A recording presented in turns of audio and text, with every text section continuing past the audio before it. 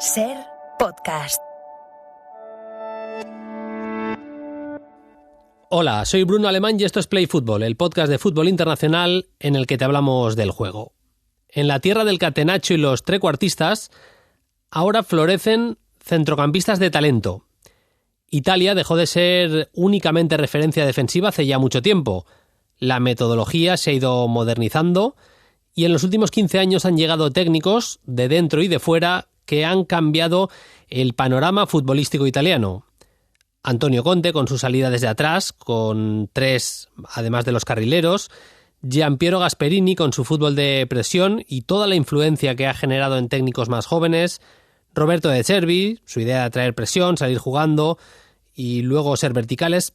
A cada uno le puede gustar el suyo más que otro, pero es evidente que están generando cosas nuevas, que han cambiado entre todos el panorama del fútbol italiano. Técnicos también tan especiales como Simone Inzaghi incluso están abiertos a dar opciones a entrenadores que no tenían experiencia, que no tenían tampoco una vinculación muy importante con el fútbol italiano, como es el caso de Cesc Fábregas, que se ha abierto camino en el Como del norte de Italia. Italia es hoy en día un país abierto a nuevas propuestas futbolísticas y donde el aspecto táctico se trabaja también como en cualquier otro país de la élite futbolística. Y este país, que había destacado especialmente por defensas y líberos como Baresi, Scirea, Maldini, Nesta o Cannavaro, o por trecuartistas como Baggio, Del Piero o Totti, pues ahora es un país en el que salen centrocampistas como churros. Miras a la lista actual de Spalletti y destacan Samuele Ricci, el mediocentro del Torino. Se ha colado el centrocampista de la Roma, de tan solo 20 años, Niccolò Pisilli, además de los Fagioli, el llegador del Inter Fratesi, el recuperado Tonali o el talentoso Pellegrini de la Roma. En una lista en la que por unas cosas u otras, futbolistas del talento de Barella o Locatelli están fuera. ¿Por qué aparecen ahora centrocampistas? ¿Puede Italia tener el mejor centro del campo del mundo en los próximos años? El de esta semana va a ser un Play Fútbol muy especial. Tenemos parón de selecciones, vamos a hablar de lo más destacado que nos han dejado hasta ahora los partidos de selecciones. Vamos a abrir con el tema de los centrocampistas italianos y en el tramo final del programa tenemos una entrevista muy especial. Vamos a charlar con Martín Anselmi, el técnico de Cruz Azul. Empezamos.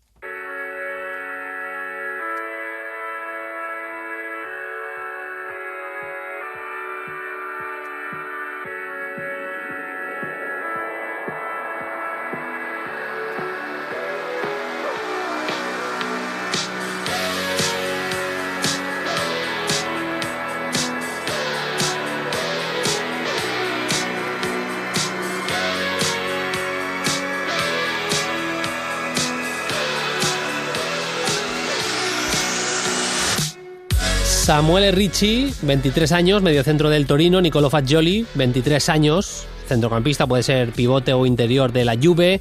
Eduardo Bobé, 22 años, de la Fiorentina, cedido por la Roma. Niccolò Rovella, 22 años, mediocentro que está en la Lazio, cedido por la Juve. Tommaso Baldanzi, puede jugar de media punta o de interior, 21 añitos, jugador de la Roma que está empezando a sacar la cabeza en el equipo romanista. Fabio Miretti, 21 años, jugador del Genoa, cedido por la Juventus. Giovanni Fabián, que ya empezó a destacar el año pasado en el Bolonia de Thiago Motta, sigue en Bolonia, este año ya cogiendo experiencia, por ejemplo, en la Champions. Simone Pafundi, 18 añitos, tan solo interior, que es propiedad de Udinese, está jugando cedido en Lausanne. Cesare Casadei, 21 años, interior del Chelsea. Niccolò Pisilli, 20 años, mediocentro o interior de la Roma, y bueno, y tantos otros que vienen por detrás, que han entrado en la lista de la sub-21, y podríamos añadir a esto los que no son sub-23, los Barella, Tonali, Fratesi, Locatelli, bueno, que están saliendo centrocampistas italianos como en el otoño vemos crecer las setas prácticamente. Nos escucha, tenía muchas ganas de hablar con él en Play Fútbol porque hemos tenido conversaciones en privado súper interesantes. David Rodríguez de Prado. David es entrenador, 32 añitos tan solo, súper joven. Ha estado en equipos, en clubes tan importantes como Valladolid, Betis, Alcorcón, Getafe y el año pasado en el Primavera del Milan fue uno de los encargados de el Super Milan que vimos en la Youth League, llegando hasta el final a la competición, y queríamos hablar de esta irrupción de centrocampistas italianos que parece no tener fin. El que ha trabajado, que conoce perfectamente también la cantera en Italia. Ya nos escucha. Hola David, ¿qué tal? Muy buenas.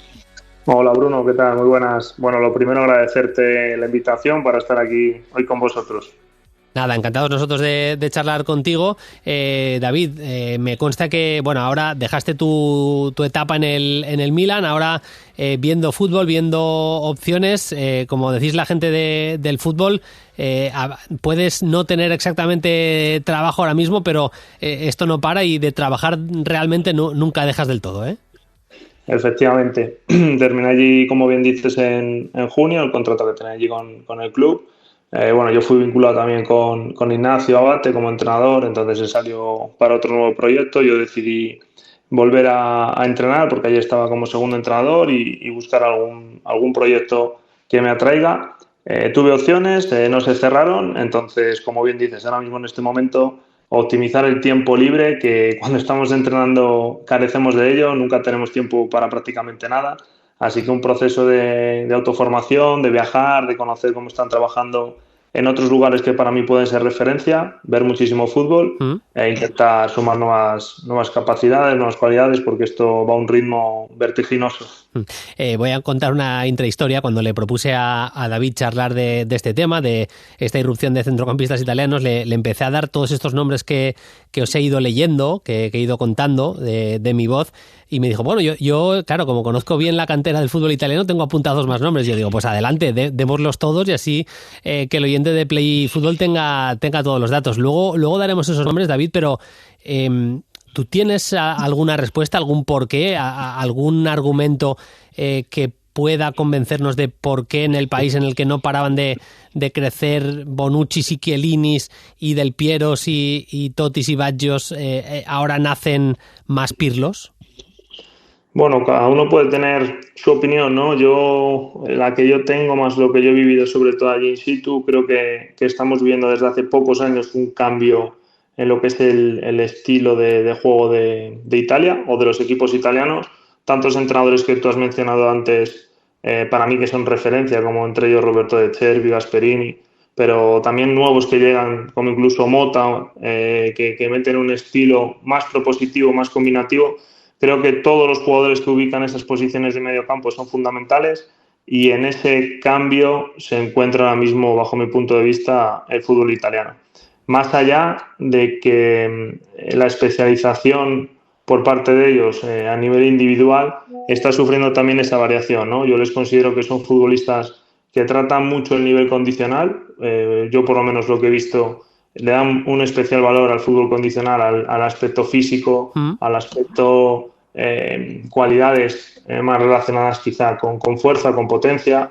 De hecho, muchos de los perfiles que vemos, que tú también has nombrado antes, se caracterizan quizá más por esa presencia física que tienen, ¿no? De abarcar mucho campo, luego tiene buen pie, pero esta es la variación, bajo mi punto de vista, que ese buen pie, esos conceptos, esas habilidades técnicas son las que están introduciendo desde hace poco tiempo en el fútbol italiano, y de ahí que salga una generación súper productiva, súper con un talento que seguramente, como te he dicho, va a marcar el futuro del mundo del fútbol a corto o medio plazo. Hace unos meses hablaba con gente del COMO, del cuerpo técnico, y hablamos de los partidos, de incluso cómo se plantean los partidos en la Serie B. Estamos hablando de la segunda categoría en Italia, y me decían, es que la mayoría de equipos te presionan al hombre. Esto en Italia, en la tierra en la que se hizo fuerte el catenaccio, en la que defender atrás bien ordenaditos pues era la fórmula mágica, la fórmula ganadora, la fórmula que le hizo a Italia ganar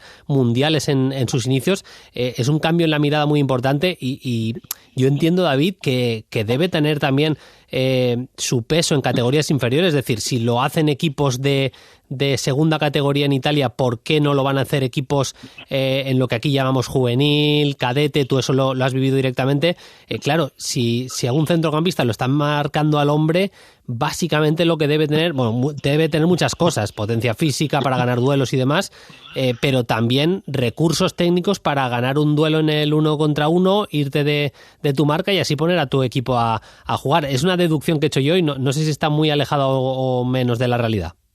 No, aciertas de pleno. De hecho, creo que hablaste con Dani Guindo, si no me equivoco. Sí, correcto. No me acuerdo que lo escuché. Yo con ellos tengo también mucha vinculación, incluso con SES. Es una persona maravillosa y va a ser un entrenador top. Hablábamos hace poco incluso de partido suyo contra el Bolonia, ¿no? De situaciones que se dan en el fútbol, en ese partido, que muchas veces hasta te sorprende, ¿no? Decir, joder, qué cultura tienen en Italia a nivel defensivo. Ves situaciones de juego que son muy suyas. Entonces, también te requiere, como tú estás comentando, poner soluciones a esos problemas que ellos mismos generan. Lo que pasa es que nosotros a lo mejor tenemos esa mentalidad más adquirida del fútbol español, que lo percibimos mucho antes y podemos dar esa solución. Pero por eso digo que están en ese proceso de cambio, de mirar más quizá lo colectivo desde un punto de vista propositivo, combinativo, dominador desde el balón, desde el juego, y esa evolución a nivel individual con aspectos micro que les generan diferencias. Estamos hablando de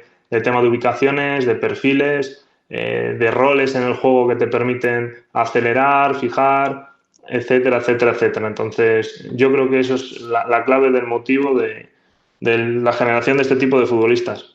Yo entiendo también que bueno, que al final todo lo que hemos dicho es la clave de todo, pero que también es importante para las generaciones que nacen tener referentes. Y es verdad que en el fútbol italiano, en un fútbol que había tenido grandísimos ídolos en los 80, los 90, tenía cracks bestiales, es verdad que la calidad en algún tramo ha bajado un poquito. Y, ¿por qué no decirlo?, de futbolistas de talento, si miras atrás en los últimos 20 años, Totti es verdad que es un poco anterior, pero para mí el futbolista de mayor talento que ha dado el fútbol italiano es Andrea Pirlo. Y Andrea Pirlo empezó a explotar cuando retrasaron su posición. Primero Carleto Mazzone, luego lo hizo Ancelotti haciéndole la base, el regista, como dicen allí, de aquel Milan supercampeón. Luego pasó a la Juve, en la Juve Antonio Conte también lo fue. Claro, los jugadores jóvenes, los chavales buscan referentes y bueno, viendo a Pirlo, pues tenían un súper referente, alguien en el que fijarse y un espejo fantástico, una especie de quiero ser como Pirlo, ¿no? Adaptado a la película inglesa de quiero ser como Beckham.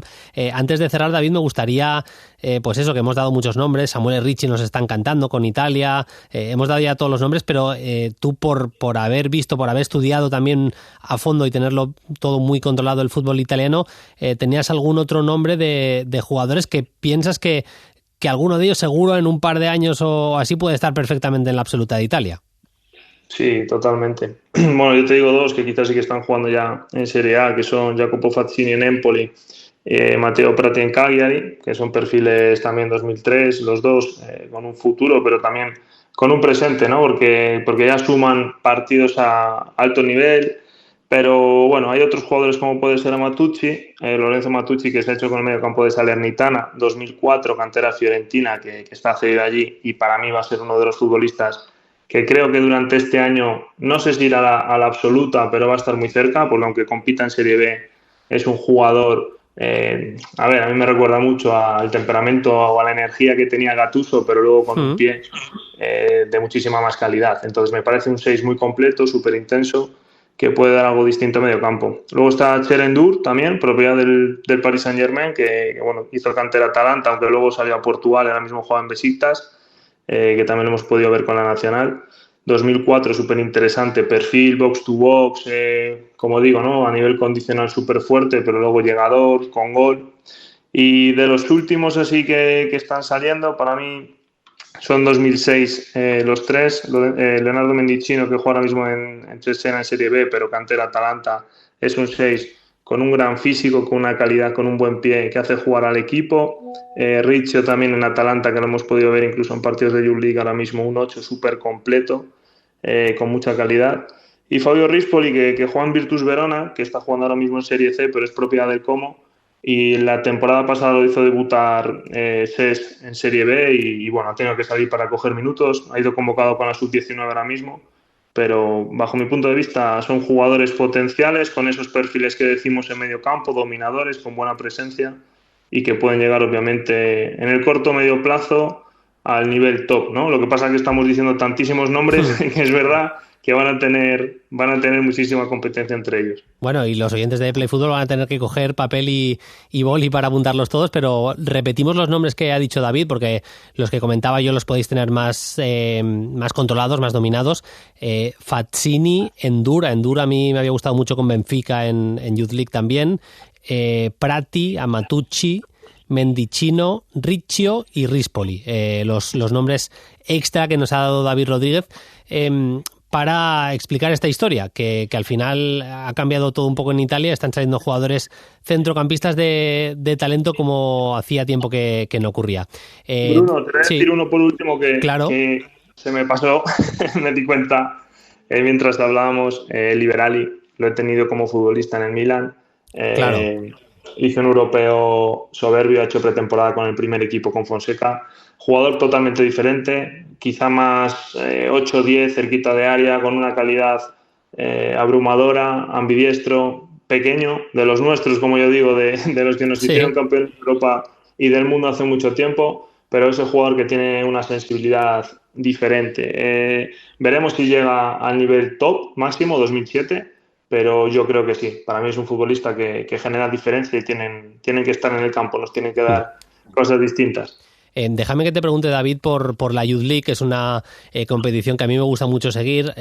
A veces no me da la vida porque coincide que se juega en semana de Champions y de Europa League y estoy preparando mil cosas y generalmente en directo puedo ver prácticamente uno o dos como mucho por semana y el resto me los viendo rendimientos de algunos jugadores. Si veo que algún jugador lo ha hecho especialmente bien, pues lo veo en diferido, ¿no? Y la sigo como puedo, la competición, no te voy a engañar, pero tú lo has vivido en primera persona. El año pasado hicisteis un añazo con aquel equipo del Milan que llegó hasta el final, haciéndolo realmente muy bien.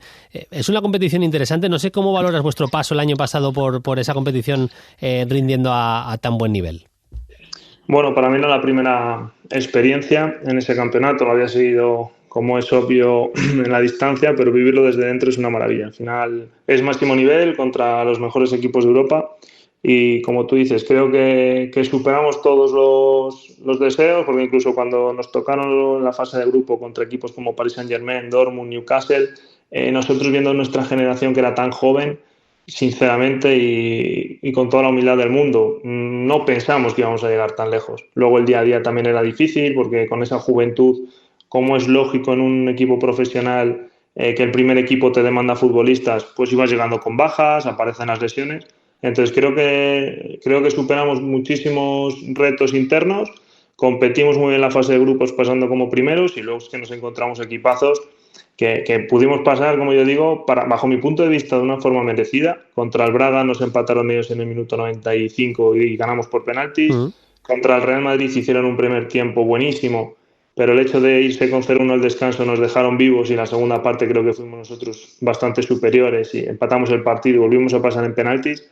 Y luego en semifinales nos enfrentamos a un Porto que a mí me encantaba, con jugadores como Rodrigo Mora, que eran a nivel Europa, me parecían ya top y lo serán. Y pasamos en penaltis también, empatando nosotros en el 93 y luego ganando, es decir, las 3 eliminatorias en penaltis.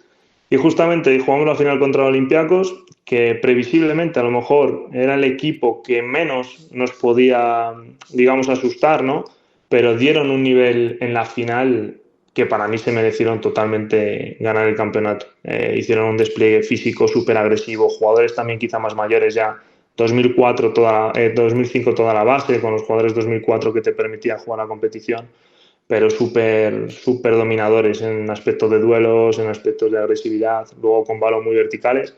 También es verdad que el fútbol pues no nos sonrió porque tuvimos una acción de un penalti y al siguiente minuto encajar el 2-0 por un error propio y se nos puso el partido bastante cuesta arriba. Pero bueno, al final son experiencias súper enriquecedoras y llegar a una final de Youth League no es cualquier cosa. Y tiene mucho mérito también porque el Milan llegó el año anterior a las semifinales, conseguimos superar ese ese récord, así que me siento orgulloso también de haber podido formar parte de esa temporada histórica para el club y para el resto de gente del equipo, ¿no? Claro que sí. David, pues te agradecemos que hayas pasado este ratito con nosotros en Play Fútbol, que nos hayas aportado luz para entender el fenómeno de la irrupción de los centrocampistas en Italia y que nos hayas contado también tu experiencia, en este caso en la cantera del Milan. Suerte en el futuro, David, un abrazo y hasta la próxima. Bueno, Bruno, muchas gracias, enhorabuena por todo el trabajo que haces y ojalá que veamos que estos futbolistas lleguen lejos bajo nuestra humilde predicción. Un abrazo muy fuerte. Vamos ya con el tramo de actualidad. Precisamente la selección de Italia no pudo pasar del empate a 2 contra Bélgica. Bueno, tuvo un partido bastante movido, se puso 2-0, jugando bastante bien en esa primera parte, pero la expulsión de Lorenzo Pellegrini le hizo mella, le pasó factura y al final acabó empatando a 2 contra Bélgica. Los resultados más importantes en Sudamérica: Bolivia 1, Colombia 0, Venezuela 1, Argentina 1, Chile 1, Brasil 2 y derrota de la Uruguay de Bielsa, Perú 1, Uruguay 2. Inglaterra ha ganado un partido y ha perdido otro en este tramo de partidos internacionales. Inglaterra 1, Grecia 2 en casa y ganó ayer Finlandia 1, Inglaterra 3. Como decíamos, ese empate a 2 entre Italia y Bélgica. Ganó Francia a Israel por 1-4 y hemos tenido también una victoria de Noruega contra Eslovenia y atención a la derrota. Noruega le ganó 3-0 a Eslovenia, pero perdió ayer por 5-1. Austria 5, Noruega 1. Vamos a ver cómo queda el futuro de Solbakken. Además de eso, Bosnia 1, Alemania 2, Hungría 1, Países Bajos 1, Croacia 2, Escocia 1, Polonia 1, Portugal 3 con gol de Cristiano, España 1, Dinamarca 0 con gol de Zubimendi, que suplía a Rodri, y Serbia 2, Suiza 0. Repasados los resultados más importantes, saludo ya a mi compañero, mi amigo Paquillo Mariscal. Hola Paquillo, ¿qué tal? Muy buenas. Hola Bruno, ¿qué tal? Bueno, con muchas ganas de hablar, fútbol de selecciones nos encanta. Hemos elegido 3 grandes temas. Yo a ver si da tiempo a que haya un cuarto, porque me apetece hablar también de la victoria de Inglaterra ayer contra Finlandia, que sé que Paquillo estuvo ahí pendiente del partido. Vamos a hablar de la nueva Estados Unidos de Pochettino, del cambio de sistema y la nueva selección de Croacia y de los delanteros de Alemania. Si te parece, Paquillo, empezamos por eso, por Alemania. Alemania ganó con doblete de Undap, que jugó, podemos decir, casi como un segundo delantero. Hay que decir que no jugaba en ese partido de la selección alemana Musiala por los problemas que arrastra, que es también bastante importante. Y jugó, a ver si lo digo bien el nombre, que me hago daño siempre que lo digo, Paquillo, Kleindienst o algo así. Kleindienst, que es el delantero del Werder Bremen. No marcó, de hecho falló alguna ocasión importante, pero jugó a buen nivel el punta del Werder Bremen. Y la verdad es que te leí un tuit y estoy bastante de acuerdo que al final a Alemania le viene yendo mejor cuando utiliza un delantero centro de referencia. Sí, bueno, Miroslav Klose como la eterna figura que todo el mundo recuerda en los éxitos más recientes cuando mejor ha jugado Alemania. Yo creo que eso es evidente. Es verdad que en los últimos años con el tema del falso 9, la insistencia de Nagelsmann y anteriormente Flick lo de colocar a Havertz ahí, que está rindiendo bien también en el Arsenal, evidentemente. Pero yo creo que la aparición fulgurante así de golpe y porrazo, después de tantos años, fíjate, los Timo Werner, que parecía que iba a ser el 9 del futuro de Alemania, recuerdo a Sandro Wagner, que a día de hoy está en el cuerpo técnico de Nagelsmann, Pedersen, el ex del Friburgo, o sea, al final muchas figuras que no han acabado de consolidarse ahí y de repente ha aparecido tanto Füllkrug como Undaf, que tú lo comentabas, y Kleindienst, 3 jugadores, evidentemente, sumando también a Beyer, por ejemplo, que son diferentes, porque tú lo has dicho muy bien, Undaf jugando más de segundo punta, como juega en el Stuttgart, el año pasado con Guirassy, este año con Demirovic, pero que yo creo que para los Gnabry, Pirch, Musiala, etcétera, le viene francamente bien que haya un 9 de referencia. Aquí hay que decir, Paquillo, que si hablamos de nivel, por nivel, el futbolista que tendría que jugar es Havertz. Havertz está jugando de 9 o de falso 9 con el Arsenal, está jugando muy bien. De hecho, está haciendo una cosa que a mí me parece muy importante y muy difícil cuando juegas delantero, que es marcar cada partido, porque el típico partido que estás en racha, marcar 4 goles, no digo que no tenga dificultad, obviamente la tiene, pero le doy más importancia a marcar casi cada día y está viendo puerta, un futbolista que no es un rematador ni mucho menos, está viendo puerta casi cada partido que se pone en la camiseta del Arsenal, incluido partido tan importante como el del Paris Saint-Germain, aprovechando el fallo de Donnarumma. Me parece bastante importante decirlo, que por nivel tendría que jugar Kai Havertz. Además, Füllkrug no ha empezado bien con el West Ham desde su fichaje por el club inglés. Kleindienst, hay que decirlo claramente, es un nivel inferior, pero es por una cuestión táctica por la que tú dices que le va mejor jugando con un 9. Sí, a ver, evidentemente por talento, por nivel, por calidad, por mejor jugador, Kai Havertz está a años luz del resto. Y luego, si hablamos de momento de forma, sería un Daz el siguiente que debería de jugar ahí, evidentemente porque está manteniendo la estela de lo que ya consiguió el año pasado con el Stuttgart, que eso es un caso aparte y es una maravilla lo de jóvenes. Pero sí, yo creo que tácticamente el tema de que haya un 9 que pueda incluso compaginarse con el propio Havertz puede jugar, ya lo sabemos, de interior, que ha ido a un costado, de media punta, pero ese 9 referencia porque tenemos a gente como Mittelstadt, como Kimmich, que juega, alterna la medular con el lateral derecho, centro al área, que muchas veces cuando ha jugado Havertz únicamente faltaba alguien que más rellenase el área, el tema de fijar centrales, liberar espacios para la segunda línea, que son todos muy buenos llegadores. Yo particularmente, y no por ser un romántico, creo que el 9 de área a esta Alemania le va casi mejor que jugar con una falsa referencia. Con doblete Undab ganó Alemania por 1-2 a Bosnia. Hoy lunes va a jugar 9-4 contra Países Bajos, un clasicazo del fútbol europeo. No nos movemos todavía de Europa, enseguida iremos hasta Estados Unidos para contar cómo fue ese debut de Pochettino en el banquillo de Estados Unidos y cómo se puede adaptar a ese cargo tan importante. Pero antes, Croacia. Croacia le ganó a Escocia, no sin sufrimiento, hubo un gol en el último minuto. Croacia, Paquillo, ha cambiado de sistema, siempre con Luka Modric, que se volvió a cascar 90 minutazos liderando el centro del campo. Es verdad que era un partido un poco sui generis porque no estaba Kovacic, era una baja importante la del futbolista del Manchester City, y acabó jugando, ya se ha consolidado ese sistema de 3 centrales, carrileros, porque jugaron Sosa, Borna Sosa en la izquierda y Perisic en banda derecha, con Pasalic y Modric en el centro del campo, algo adelantado Sučić, también con libertad Kramaric, por detrás del delantero centro Matanovic, el joven delantero del Eintracht de Frankfurt. Casi se puede decir que es un 3-4-2-1 que parece bastante consolidado para el equipo de Dalic ya.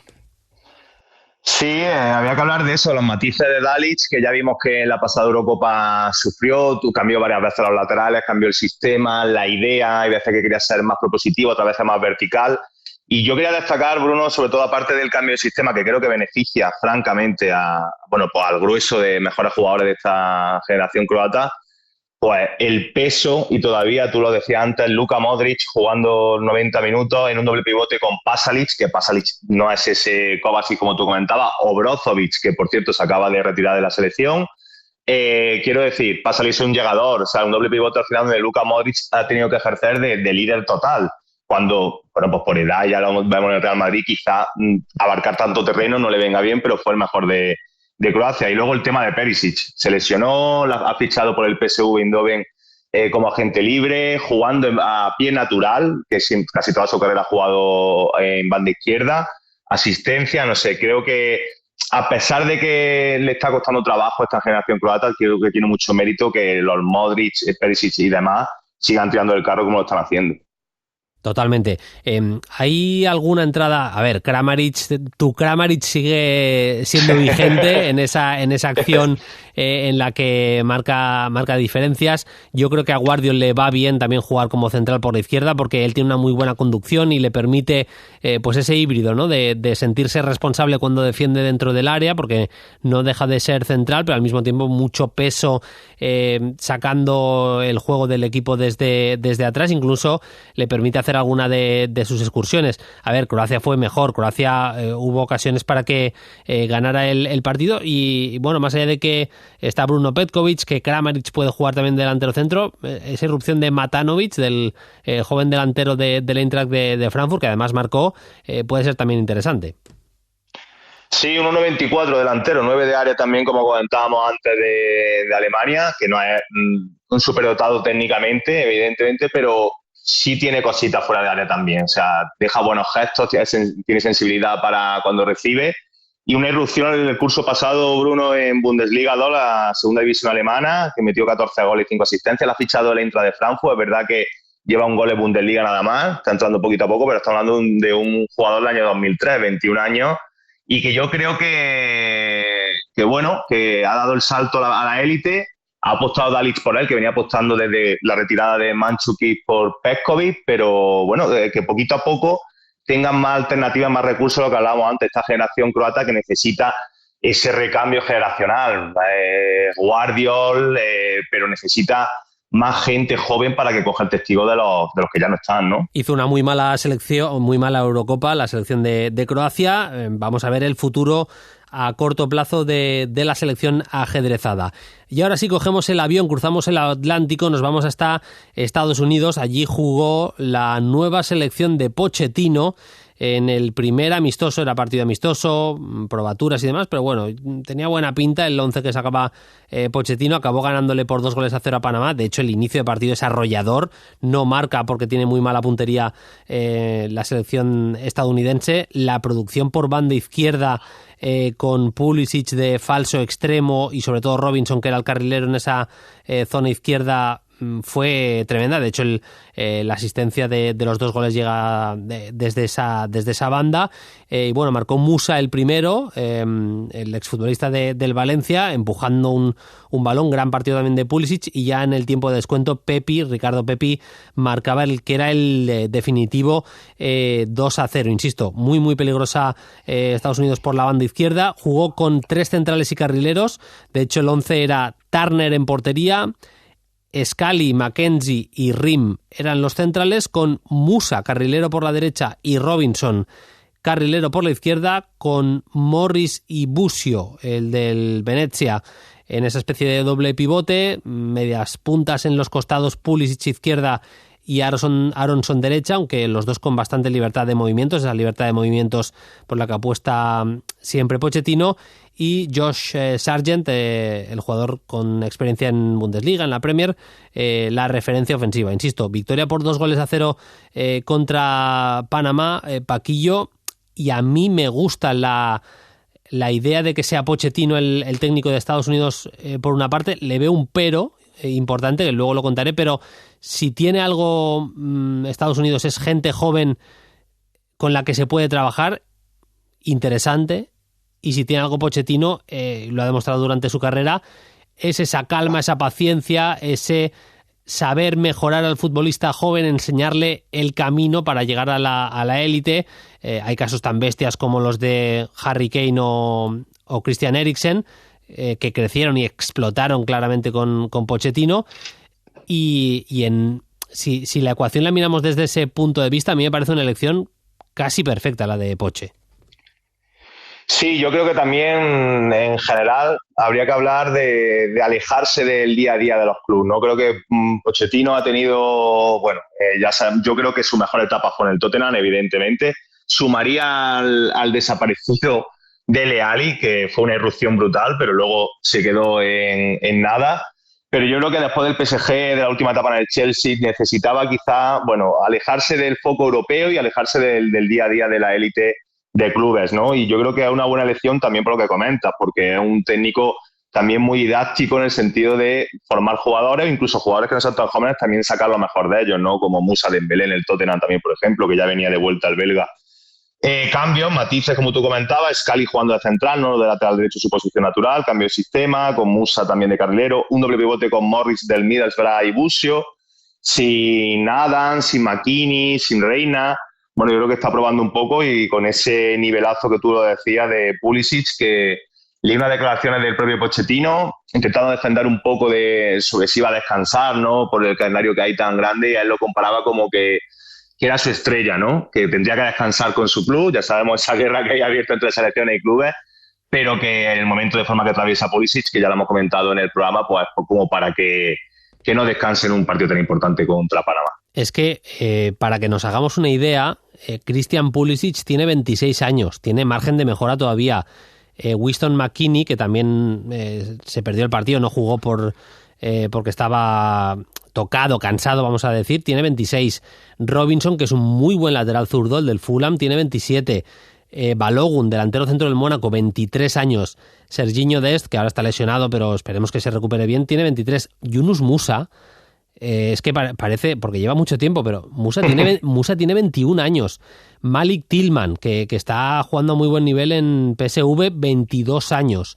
Johnny Cardoso, el del Betis, tiene 23. Tyler Adams tiene 25. Es que puedo seguir, Gio Reina, ya sabemos lo que le está pasando con las lesiones, pero tiene 21 años. Timothy Weah tiene 24 años, Ricardo Pepi 21 años, Brendan Aronson 23, Scally, el defensa polivalente que citaba antes Paquillo, 21. Es que yo creo que el contexto es bastante ideal para trabajar con jugadores que tienen buena pinta, Paquillo, pero al mismo tiempo, y aquí va mi pero, juega en casa el Mundial 2026 y se le va a exigir un papel digno. Y queda año y medio larguito, no llega a 2 años. Vamos a ver en 2 años y teniendo solo las ventanas de selecciones para hacer mejorar a los jugadores, para armar una idea y un modelo de juego, si no le queda un poquito corto el espacio. Yo vería más un ciclo a 4 años, o sea, hubiera sido ideal que pillara esta selección hace un par de añitos, en 2022, no sé cómo lo ves tú. Sí, totalmente. Hubiese tenido la Copa América como caldo de cultivo para poder probar cosas y la presión de lo que es un mundial organizado allí. Eso, ser anfitrión, pues sí, se le va a volcar todo el mundo sobre él. También creo que hay que entender que la decisión viene dada, entiendo, el papel tiene que ser bueno. Yo creo que puede ser bueno porque al final tiene un futbolistas muy jóvenes, esto repasado la edad, pero yo creo que complementarios con talento y en grandes clubes europeos como para seguir creciendo, más allá de otros tipo Rim, por ejemplo, que tiene 37 años con veterano que está en Charlotte, o Turner, el portero, que tiene 30. Pero yo personalmente sí confío en Pochettino, pero había que comentarlo. Lo que sí necesita esta selección es que ese sí pero no, son muy jóvenes todavía, pero que los Weah, los Musa, los Tyler Adams den ese pasito adelante que se ha dado Pulisic, que a día de hoy mira la cara a los mejores futbolistas del mundo. Totalmente. Esta vez vamos a innovar con Paquillo Mariscal. Vamos a hacer las preguntas de los oyentes en el tramo final del programa. Ya sabéis que podéis enviar vuestras preguntas a @playfutbol en Twitter, lo que ahora hay que llamar X, parece ser, y también en los comentarios de iVoox. Nos dejáis en vuestros comentarios de iVoox comentarios, preguntas, lo que os dé la gana y le damos salida en el programa. Ahora, Paquillo, si te parece, he podido charlar esta semana con Martín Anselmi, técnico argentino de Cruz Azul. Es una entrevista que te recomiendo que escuches si tienes un ratito. Paquillo, la ponemos ahora, o sea, va a poderla escuchar a continuación la gente porque la he grabado esta semana pasada y luego retomamos para contar las preguntas de los oyentes. ¿Te parece? Perfecto, Bruno. Te espero. Vamos a escuchar la entrevista. En la Liga Mexicana, Cruz Azul está liderando el campeonato, practicando un gran fútbol de la mano de Martín Anselmi, jovencísimo técnico argentino, 39 años, que con un fútbol propositivo, valiente y al mismo tiempo con las ideas muy claras, está acaparando todo tipo de elogios. Ya nos escucha el entrenador de Cruz Azul, Martín Anselmi. Hola Martín, ¿cómo estás? Muy buenas. Hola Bruno, muy buenos días para mí. Imagino que buenas tardes para ustedes. Un placer de poder encontrarnos. Placer nuestro, Martín. Efectivamente, buenas tardes para nosotros. Tú, para la gente que te haya seguido solo la carrera de entrenador, tú eres también periodista, ¿verdad? Sí, bueno, eso a modo oficial sí, a modo profesional no, porque sí. Nunca ejercí la carrera, sino que cuando terminé el secundario en Argentina aún no se podía hacer la carrera de entrenador, tenías que tener de mínimo 25 años o haber sido futbolista en aquel entonces para acercarme al fútbol empecé la carrera de periodismo deportivo y ya después cuando cumplí los 25 años de edad me metí en la carrera de entrenador y y bueno, ahí no paré. Tú llegaste a jugar hasta edad de juvenil más o menos en Ferrocarril Oeste, es así, ¿verdad? Sí, hice todas las infantiles en Ferro y en el baby fútbol, como se dice en Argentina, que es la cancha chica, el fútbol sala de España quizás, donde jugué hasta los 13 años. Después tuve ahí un pasito también por Ferro en cancha grande, en cancha de 11, y ya después no seguí, no seguí jugando y nada, me dediqué al colegio, me dediqué a estudiar y me dediqué a lo mío. Sí, enseguida vamos al momento actual, hablamos un poco de la Liga Mexicana, de tu trabajo actual, pero me interesa también tu perfil como entrenador, porque no hay tantísimos entrenadores, aunque cada vez van apareciendo más, que se les abran las puertas a pesar de no haber sido futbolistas profesionales, futbolistas conocidos. Tú estás en algún club en categorías inferiores, entras en Independiente de Avellaneda, y ahí es cuando te llama Gaby Milito para formar parte del staff del primer equipo. Cuéntanos, Martín, ¿cómo es esa llamada? ¿Qué importancia le das también a Milito en lo que es el desarrollo de tu carrera a la hora de ponerte un poco en el escaparate? No, bueno, yo en aquel entonces, por el año 2015, empecé trabajando en las formativas de un club de tercera categoría del fútbol argentino. Yo entrenaba chicos de 17, 18 años. Luego de haber tenido un paso por Independiente de Avellaneda a modo de pasantía, ad honorem, pues como quien dice la cosa, colaborando con un entrenador en quinta división que se llama Francisco Pepi Bercé. Y cuando llega fin de año, Pepi Bercé me recomienda para empezar a trabajar excursionistas. Trabajé un año entero en excursionistas y después de un año Milito le sale la oportunidad de arrancar su carrera en Independiente de Avellaneda. Él ya había tenido un paso por Estudiantes de La Plata y a través de Pepi Bercé, que él era su asistente, me contacta para sumarme a su cuerpo técnico. Como videoanalista. Esa fue mi primera función en el fútbol profesional. Y bueno, sin lugar a dudas, para mí fue un paso súper importante. Empecé a aprender muchísimo de lo que es una primera división, que es completamente distinto, y en un club grande como es Independiente de Avellaneda. Y siempre digo que, a ver, uno puede tener, yo tenía muchas cosas que me gustaban, ¿sí? Una sensibilidad futbolística, pero creo que Gaby y lo que fue como futbolista y por las manos de los entrenadores que ha pasado, terminó de ordenarme muchos conceptos y muchas cosas que por ahí a mí eran de mi agrado, pero no las tenía tan claras. Yo creo que es muy importante, sin lugar a dudas, en mi formación como entrenador es determinante, por decirlo de alguna forma. Fuiste asistente de Miguel Ángel Ramírez, el técnico español en Independiente del Valle, le acompañaste en su experiencia en Inter de Porto Alegre.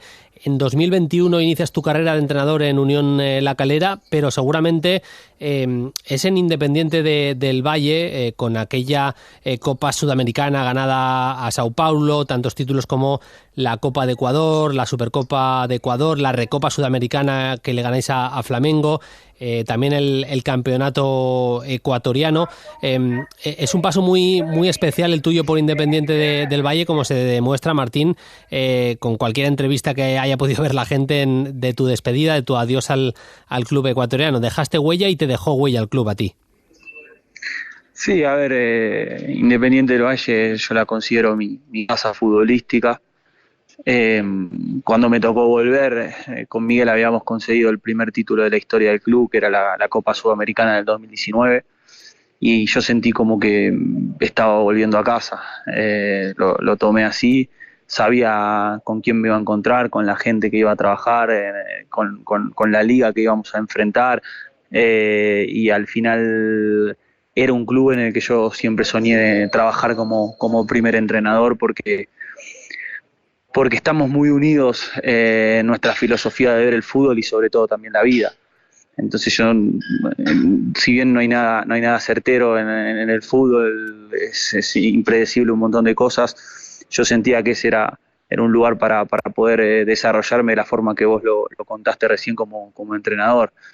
Y bueno, después vino todo lo que vino, sí, hemos conseguido muchos títulos, nos convertimos en el cuerpo técnico que más títulos ha ganado en esta corta historia que tiene Independiente del Valle. Hemos dejado un legado muy grande, no solo desde las vitrinas, sino también desde infraestructura. Hemos modificado un montón de cosas en el predio, hemos hecho debutar muchísimos chicos que hoy son una realidad en la selección de Ecuador y en el mundo. Entonces, sí, Independiente del Valle va a estar siempre en mi corazón, ¿no? Es gente que yo quiero mucho más allá del escudo, con la que hoy sigo teniendo relación y seguimos hablando, y no solo Independiente del Valle, sino también Ecuador, ¿no? Ecuador es un país en el que me tocó vivir 3 veces en diferentes etapas, porque también fui entrenador de la reserva o de la sub-20 de Universidad Católica de Ecuador, después con Miguel Ángel como asistente, después como entrenador principal de Independiente del Valle, y sin lugar a dudas Ecuador es también un lugar muy especial para mí. Llegas hace 10 meses, vaya, en diciembre de 2023 a Cruz Azul como entrenador. Apuesta por ti Iván Alonso, que había seguido bastante bien tu carrera. Bueno, viendo los partidos de Cruz Azul, escuchando a entrenadores rivales, a analistas de fútbol mexicano, escuchamos mucho aquí a los compañeros de Apuntes de Rabona. Mando desde aquí un saludo a Pepe del Bosque y su equipo. Que valoran de ti, la mayoría, Martín, más allá de cómo juega tu equipo, de lo valiente, de esa propuesta, vamos a decir, propositiva, valga la redundancia, valiente, también que creas en los procesos, que no veas solo la preparación de un partido, que también le das importancia, pero la importancia que le das a los procesos y a creer en una idea, y que poco a poco, con el tiempo, vaya dando sus frutos. No sé si te identificas con ese análisis que le escucho a entrenadores y analistas en México. Sí, es como un poco ir semana tras semana contestando en conferencias de prensa, post partido, e ir un poco educando, ¿no?, entre comillas, lo que uno trata de transmitir hacia el otro lado y cómo se ven las cosas desde el otro lado. Yo creo que en el fútbol obviamente los resultados mandan, en eso no tengo ningún tipo de dudas. Creo que no somos magos, somos entrenadores de fútbol, como cualquier otro trabajador, que necesitamos nuestro tiempo, nuestro periodo para poder hacer que nuestro trabajo se vea reflejado dentro del campo de juego. Y a partir de ahí, como entrenador, trato de sacarle el análisis a través del resultado. Es algo en lo que yo hago mucho énfasis, y de ahí viene eso que vos pudiste investigar. Nosotros podemos llegar a ganar un partido y yo no estar conforme con la actuación del equipo, y podemos perder un partido y yo estar conforme con la actuación del equipo. Al final, todo lo que se analiza a través del resultado queda viciado, y mi trabajo como profesional es, bueno, aislar el resultado y poner el foco en la competencia, y poner el foco en lo que se hizo, en lo que debemos haber hecho, o en lo que podemos llegar a hacer. Y cuando uno tiene el foco en el resultado, digo, en la competencia y no en el resultado, al final te permite llegar más lejos, ¿no? Porque siempre decimos que no es excusa el resultado, es decir, no porque estoy perdiendo el partido voy a dejar de competir, lo estoy a relajar. Es decir, siempre intentamos mantener el foco en lo que es competir, y competir es llevar el plan de partido de la mejor posible, y hacemos mucho énfasis en eso. Después Cruz Azul es un equipo enorme, es un equipo grande, y creo que eso es por ahí por lo cual la gente hoy se siente muy, muy agradecida y nos valora muchísimo nuestro trabajo de competir, de ser valientes, como vos lo dijiste, de tratar de ser protagonistas, de ser un equipo que no piensa en el resultado más allá de ir ganando, y tratar de seguir compitiendo y seguir corriendo y seguir recuperando tras pérdida y seguir tratando de controlar el juego a través de la pelota. Y bueno, eso es obviamente un proceso, vos lo dijiste en la pregunta, es un proceso que no se consigue un día para el otro, a pesar de que nosotros tuvimos la suerte de conseguirlo muy rápido.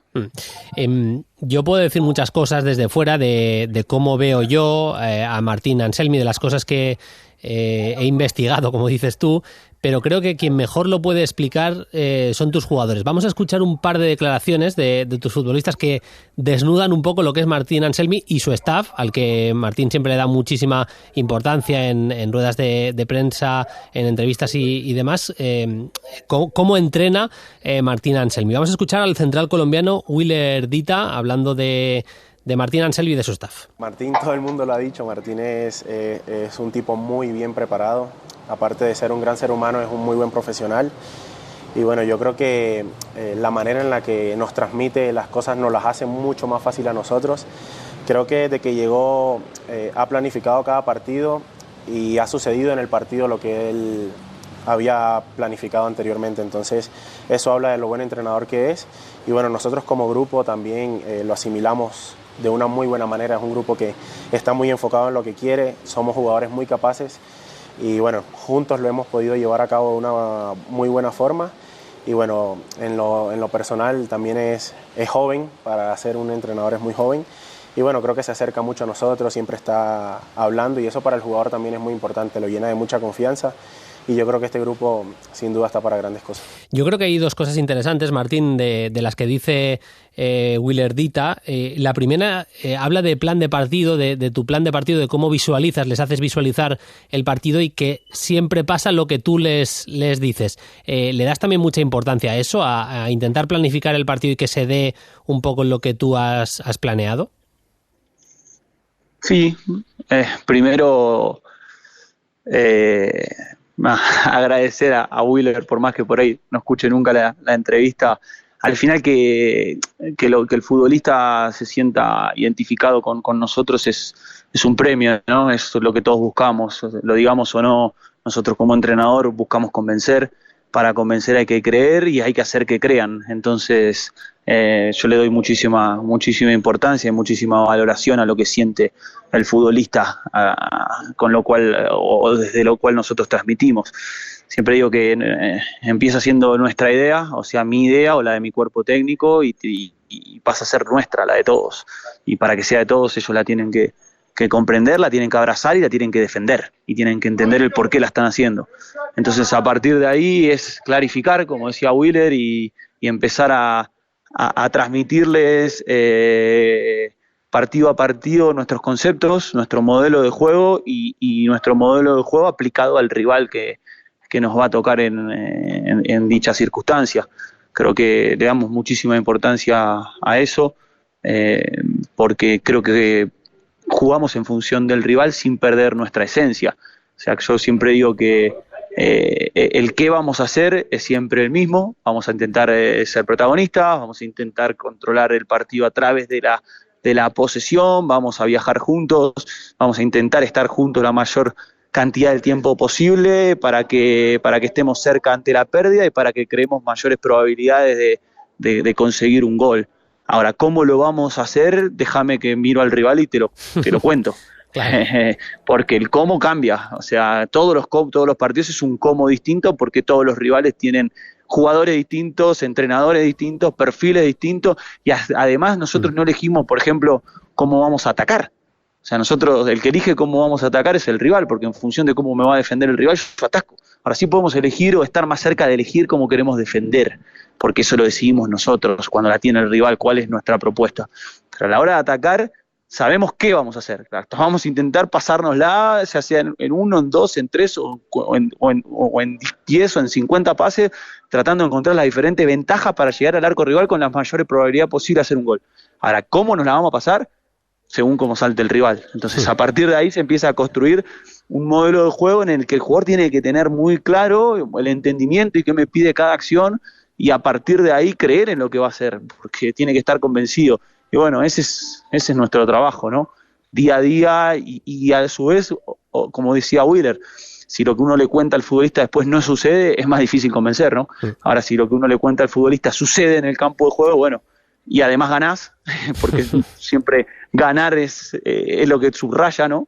Yo siempre digo que ganar subraya y convence a todo el mundo, más allá de que si lo hiciste bien o no, o dijiste cualquier cosa o no, pero bueno, si conjugás todo ese cóctel de que suceda lo lo que uno planificó o esté cerca de acertar, ¿sí? Porque tampoco somos infalibles, hay rivales que por ahí nos sorprenden, obviamente, pero cuando el patrón es, por lo general, que se suceda en el campo de juego lo que transmite en la semana y que eso dé resultados, sin lugar a dudas es un cóctel infalible en ese sentido, cuando hablamos de convencimiento. Eso es la primera parte de la declaración de Will Dita. En la segunda habla de la cercanía con el cuerpo técnico, porque Martín, es importante al jugador darle un contexto táctico, explicarle a nivel táctico y generarle facilidades, que el contexto, que el grupo se lo ponga fácil a él y que él se lo ponga fácil al grupo, y luego generarle un contexto también anímico de ir a trabajar con ganas cada día, porque al final ir a entrenar es ir a trabajar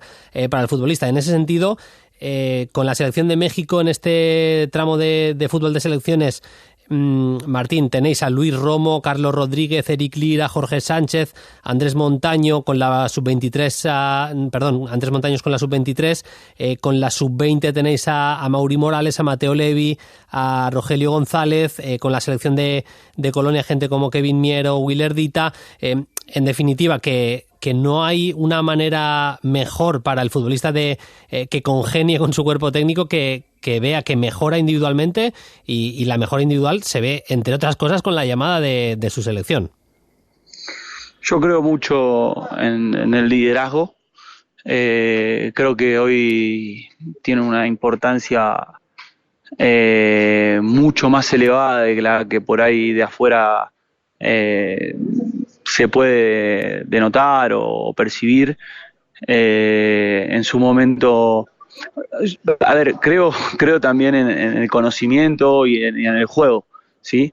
Pero creo que el liderazgo no puede faltar, creo que van de la mano. Una cosa sin la otra es compleja, porque es lo que te decía en la pregunta anterior. A su vez somos seres humanos a los cuales hay que convencer y hacer y que hagan propia esta idea, y yo creo que esa es la única forma, además de creer en lo que uno transmite, transmitirlo de buena forma. Y para transmitirlo de buena forma, creo que el liderazgo es sumamente importante. A mí me gusta la filosofía de equipo, me gusta que respiremos el día a día como un equipo, que el jugador más importante es el equipo y que mi único jefe, el jefe de Martín Anselmi, es el equipo. Entonces, a partir de ahí estoy al servicio del equipo y estando al servicio intento satisfacer todas las necesidades que tienen los futbolistas, sin que se confundan y que sean caprichos, ¿no? Cuando hablamos de necesidades, es tener como vos bien dijiste, todas las herramientas, no solo dentro del campo de juego, sino fuera de él, para que se sientan a gusto y felices con lo que hacen.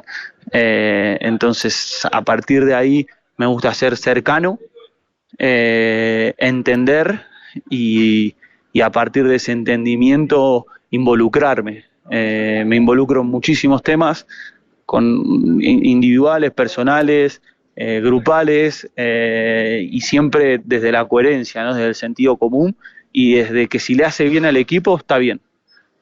Ahora, a contrapartida, algo que no le haga bien al equipo no lo vamos a permitir. Y bueno, entonces cuando logramos que cada uno entienda que tiene un rol dentro de un sistema, dentro de un equipo, dentro de una familia, y que si cada uno hace lo mejor posible su rol, está beneficiando al equipo y se está beneficiando él, como lo que estás nombrando vos, porque hay muchos jugadores que están siendo llamados a la selección, que por ahí nunca habían tenido una convocatoria o que son tenidos en cuenta, y estoy seguro que habrá otros más. Entonces, cuando cada uno dentro de ese equipo lleva su rol a la perfección, el equipo sin lugar a dudas mejora y el equipo mejora al individuo, y no el individuo al equipo. Tratamos de que sea así, ¿no? De que dependamos del colectivo y no del individuo. Si un día un jugador de forma individual nos va a ganar un partido solo, y bienvenido sea, no vamos a estar diciendo no, esto no lo queremos, pero la idea es que no dependamos de los individuos, que dependamos del equipo, del colectivo, y que eso se transmita cuando nos movemos fuera de la cancha, como grupo, como familia, y obviamente sin lugar a dudas se termina transmitiendo dentro del campo de juego, porque para jugar a lo que nosotros queremos necesitamos hacerlo en equipo. Claro. Está siendo muy interesante, pero me quedan al menos dos rápidas, porque no te quiero quitar mucho más tiempo, Martín. Vamos a escuchar la entrevista de antes era en W Deportes, de Willer Dita. Ahora vamos a escuchar, nada más llegar con la selección de México, Luis Romo. Le preguntaban por su entrenador, Martín Anselmi, y Luis Romo decía esto. Hubo partidos, por ejemplo, con Chivas empecé de media punta y terminé de central en líbero. Con Pachuca empecé de central y terminé de doble enganche. Entonces ahora ya juego un poco más arriba, pero te digo, es esa...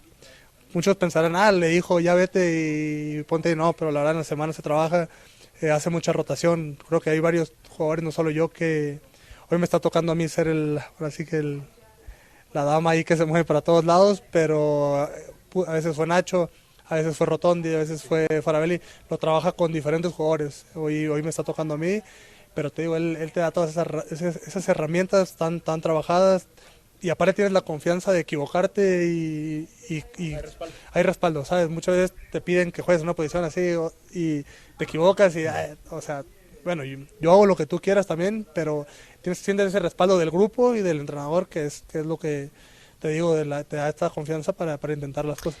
Habla Luis Romo, Martín, de la diversificación a nivel de posiciones, de roles, incluso también en la que utilizas a tus jugadores. Hablaba con un entrenador hace unas semanas y me decía, si yo tengo un futbolista que en ocasiones juega de central, de centrocampista, incluso de media punta, él va a saber como centrocampista lo que va a necesitar el central de él, porque lo ha vivido en primera persona, y me pareció muy interesante, y no sé si va por ahí los tiros, pero es interesante esa utilización que haces de los futbolistas, siendo capaces de ocupar diferentes posiciones, haciendo eso más imprevisible a tu equipo, porque al final el entrenador rival, cuando ve la alineación, no sabe cómo los vas a colocar, pero es interesante ese tipo de utilización del futbolista en diferentes posiciones, como cuenta Luis Romo que haces. Sí, creo que sin lugar a dudas hablamos de perfiles, tampoco un marcador central derecho puede ser extremo izquierdo, ¿no?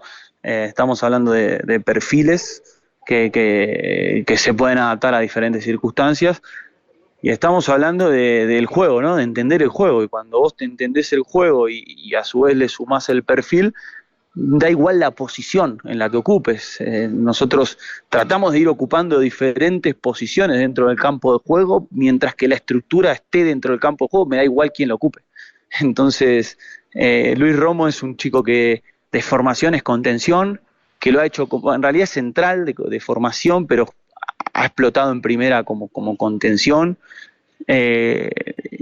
y también ha sido ese interior box to box cuando Cruz Azul consigue la novena, ¿no? El noveno título en el 2021. Entonces, cuando llegó él, yo sabía que podía contar con él como líbero. Bueno, nosotros tenemos mucho esa salida de tres con un líbero que se hace medio centro constantemente. Entonces necesito un jugador que tenga esa fluidez y que haya sabido recibir de espaldas o recibir con presión, bajo presión, como lo es él, que ha jugado mucho de contención, pero que a su vez puede jugar atrás de un delantero porque tiene buena recepción o buen primer contacto de espalda, es profundo a la hora de atacar el área. Entonces es un jugador para mí muy completo, y a partir de ahí, sí, volviendo a lo anterior, cuando uno planea un partido o planea un 11 o el rol que va a tener dentro del campo de juego cada futbolista, lo primero que hago es ponerme en el lugar del otro y decirle, bueno, le voy a pedir esto y aquello, cómo lo va a recepcionar, y tratar de charlarlo con él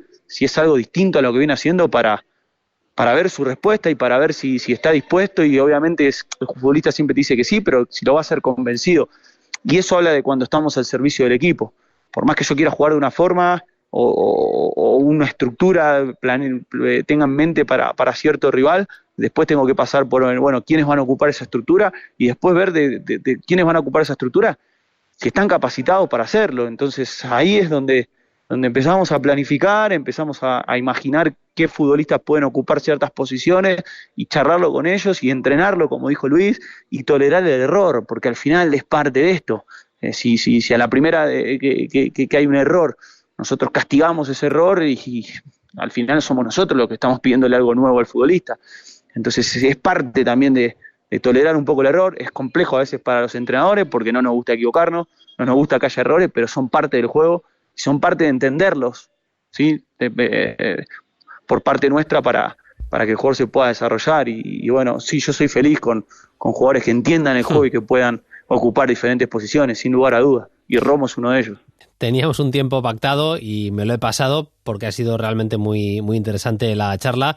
Te agradecemos tu tiempo, cómo te has abierto a charlar con nosotros, Martín, y te deseamos suerte en lo que queda de campeonato, en todas las competencias. Un abrazo, suerte y hasta la próxima. Dale, Bruno, muchas gracias por el contacto y saludos para todos.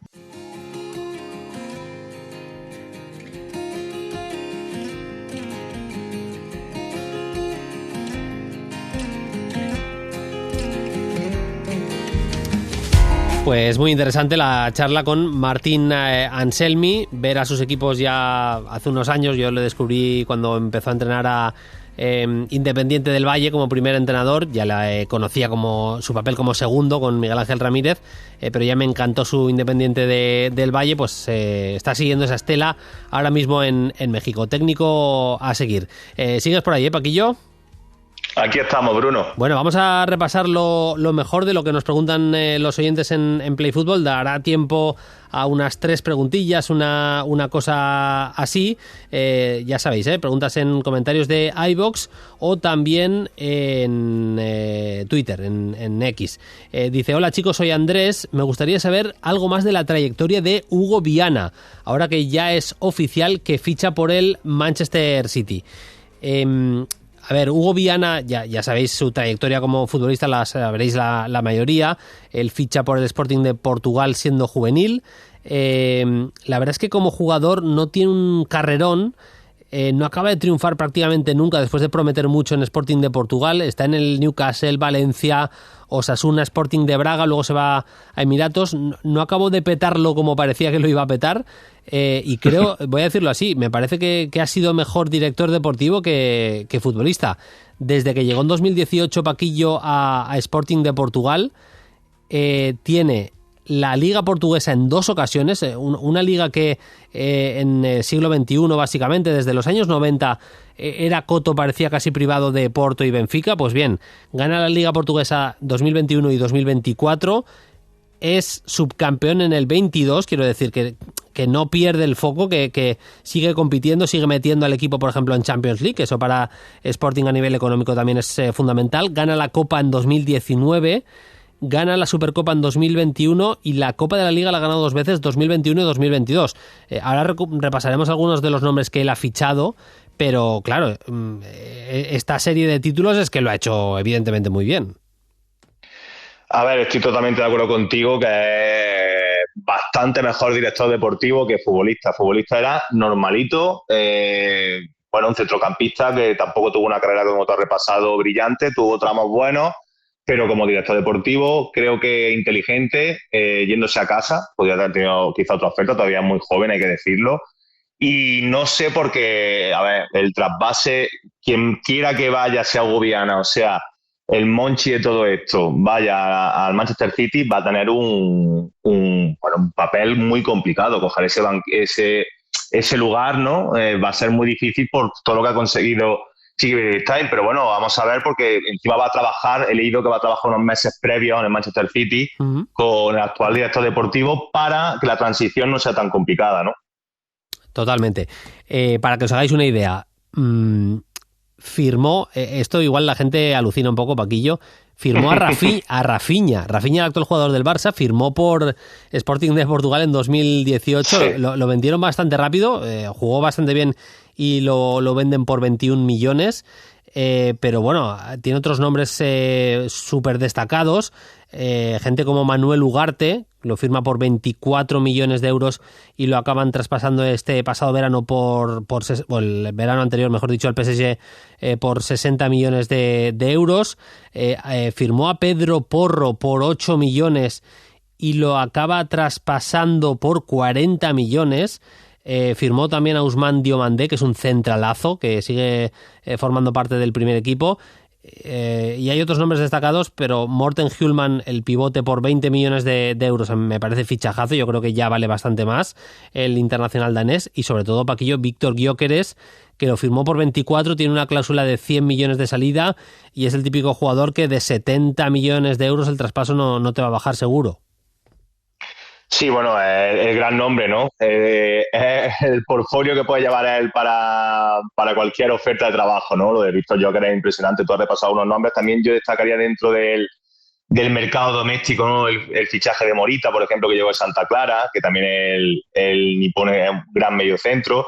Y la verdad que he leído, así para contestar la pregunta, que quiere llevarse tanto a Gonzalo Inacio como a Ousmane Diomandé, como evidentemente a Víctor Gyökeres, al Manchester City con él. No sé, a mí me encaja el tema de lo de Gonzalo Inacio y Diomandé, porque son dos centrales que van a salir sí o sí, y podrían encajar con Guardiola. Lo de Gyökeres yo creo que va a tener mucho competición, ¿no? Por llevarse al delantero sueco. Pero bueno, dicho esto, yo creo que el trabajo de Hugo Viana ha sido francamente bueno para no tener experiencia, y le deseo la mejor de la suerte, porque insisto que va a ser muy difícil ser City. Hoy, Paquillo, he preguntado a una persona que domina perfectamente el mercado portugués y me decía que atención a Rubén Amorim, que si Guardiola decide no seguir, bueno, lo voy a decir claramente, Hugo Viana y Rubén Amorim son íntimos amigos, y en el caso que Guardiola no siga, yo creo que es uno de los mejor colocados, si no el mejor colocado, para ser el técnico del Manchester City. Aquí lo habéis escuchado primero. Ahí queda. Aquí lo habéis escuchado primero que diría aquel. Pero bueno, seguimos con más preguntas de los oyentes. Va, que se nos va un poquito el tiempo. Nos decía Víctor Valero López en Twitter, dice: cada vez que veo a Schmeichel me alucina su calidad tocando la pelota, vaya control de superficies y de gestos técnicos. David Raya también gasta un nivel de golpeo sobresaliente. Difícil ver un partido con dos porteros mejores en esa faceta. ¿Qué opináis? Pues que efectivamente, y sobre todo, Paquillo, porque en el golpeo en largo, junto con Ederson, seguramente para mí son los tres mejores del panorama internacional, ¿eh? Sí, en desplazamientos largos sí. Hay que decir que Schmeichel, a diferencia de su padre, otro fútbol, otro momento, ha evolucionado tanto esto. Muy bueno con los pies. Hay que decir que él estuvo en el Manchester City también, que bueno, fíjate cómo ha hecho carrera en otros equipos, pero es un jugador que te pone a jugar, te asienta al equipo en campo contrario rápidamente con desplazamientos largos, el punta, segunda jugada, para eso siempre ha demostrado. Así triunfó en el Leicester muchísimo. Jamie Vardy puede dar fe de esto, y David Raya está en un momentazo. Más allá de la pregunta de juego de pies, es que ahora mismo nivel top 3 por el estado de confianza que atraviesa. No sé a quién se lo leí en X, no en Twitter, pero es verdad que ahora mismo, si estuviese Unai Simón bien, complicado, ¿eh? Sí. Vamos a ver qué ocurre, porque Unai tiene mucho ascendente. Yo creo que lo normal es que siga Unai. Pero bueno, que ahí hay, con el nivel de Raya ahora mismo, es que al único al que no le discutiría una titularidad casi sería Courtois, para mí. Pero bueno. Y luego nos ha llegado un anónimo en iVoox que no deja la pregunta muy clara. Dice: ¿cómo podéis explicar lo de Bolivia? Y no dice nada más, ni se presenta ni nada, Paquillo. Directo al hueso. Bolivia ahora mismo es que viene de ganarle a Colombia 1-0. Y en el parón anterior también sorprendió a todo el mundo. Es verdad, Paquillo, que se está haciendo fuerte, especialmente en los partidos en casa, con el tema de la altura y demás, pero no solo. O sea, ha conseguido victorias fuera de casa, puntuar, está en una generación que no tiene ninguna mega estrella, pero que está funcionando, Paquillo, de la mejor manera, ¿eh? Sí, después de la mala Copa América, con ese 5-0 de Uruguay, sobre todo significativo, y Panamá le ganó 1-3 con Zago, con el mítico Zago en el banquillo, llegó Oscar Villegas, y tú lo has dicho, 4-0 a Venezuela. También en el parón de septiembre compitió bien fuera de casa, ganándole a Chile, y luego es que esto 1-0 de Colombia. Colombia viene a ser, para mi gusto, ya sabemos que la Copa América se la llevó a Argentina, pero ahí es una selección súper potente ahora mismo y que va creciendo. Pero yo que con Oscar Villegas, ya te digo, Bolivia se hace fuerte atrás, transita bien, tiene a Miguel III, el que anotó el gol contra Colombia, el jugador de Santos, en estado de gracia, el jovencísimo. Hernández, bueno, la verdad que necesitaba un cambio de aire así porque es evidentemente una selección menor y que no tiene el talento de otra sudamericana. Para que os hagáis una idea, Miguel Terceros, jugador de tan solo 20 años, cantera del Santos, está jugando más en el filial del Santos que en el primer equipo. El valor de mercado que le pone Transfermarkt es de 500.000 euros. O sea, es que no tiene ningún jugador cuyo valor de mercado de Transfermarkt llegue al 1.000.000 de euros.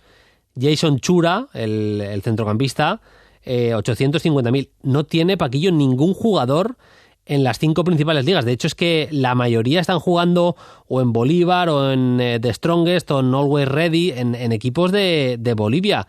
Es que están haciendo algo increíble y ahora mismo no es ni mucho menos descartable que se clasifiquen, ¿eh? No, para nada, y más sabiendo lo difícil, ¿no? La dificultad que tiene Sudamérica. La clasificación, que ya sabemos que cualquiera te puede ganar a cualquiera, con mal día sí de verdad que te deja fuera. Yo siempre lo comparo con la Champions, la clasificación es sudamericana.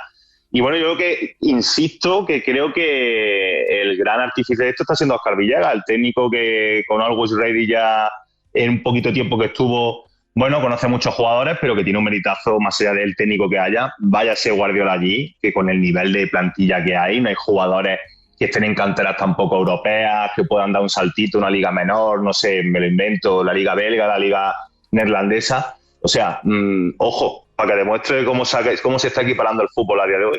Está siendo tremendo. Lo de Bolivia, bastantes opciones de que esté en el Mundial de Estados Unidos, como ya lo estuvo, Paquillo, esto gente así más viejuna como tú y como yo, nos acordamos del 94, que esa selección, claro, con Claudio Echeverri, Azcargorta en el banquillo. Azcargorta, sí.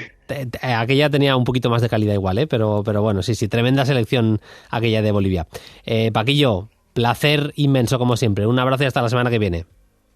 Hasta la semana que viene, Bruno. Chao. Nosotros nos vamos. Más Play Fútbol el lunes que viene. Será con la previa de la jornada 3 de la Champions y mucho más. Hasta entonces, sed felices. Adiós.